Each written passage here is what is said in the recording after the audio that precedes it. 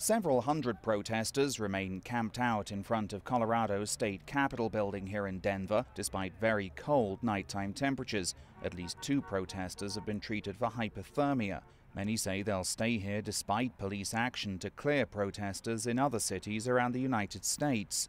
Reporters covering the Denver protests say they've seen little evidence the protesters intend to end their demonstration. I have asked a few people, what will it take for this to be successful? How do you know that this movement has done something you've wanted it to do, and then you can leave? And you get different things from different people. Some people just say, well, we want to make sure we can camp in the park.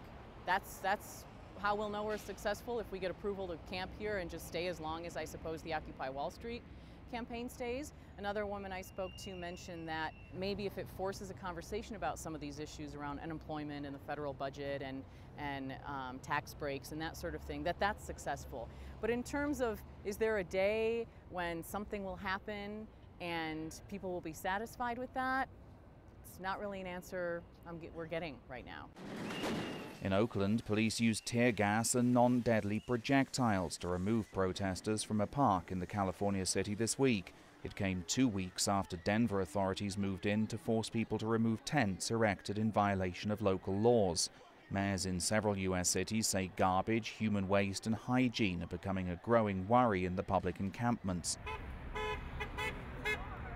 But protesters like Logan Hall say they plan to keep returning to the protest site in Denver to get their message across. People can't afford their rent, people can't afford their health care, people can't afford to go to school, people that have gone to school can't find jobs and are stuck in debt.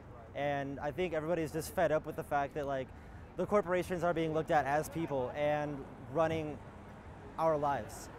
And we're paying into that because we have no other choice.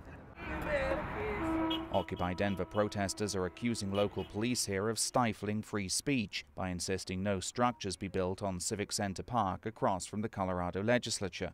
But Colorado's Governor John Hickenlooper says the state respects free speech and that police are showing great restraint in their dealings with protesters. For the most part, we haven't heard a lot of politicians say specifically that they're supporting the movement or totally against the movement.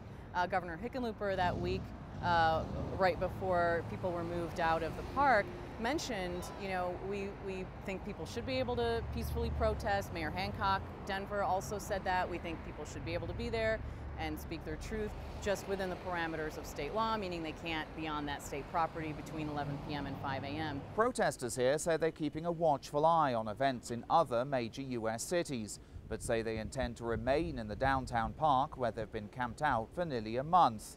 And authorities say with the cold temperatures forecast to ease over the coming days, more protesters could show up.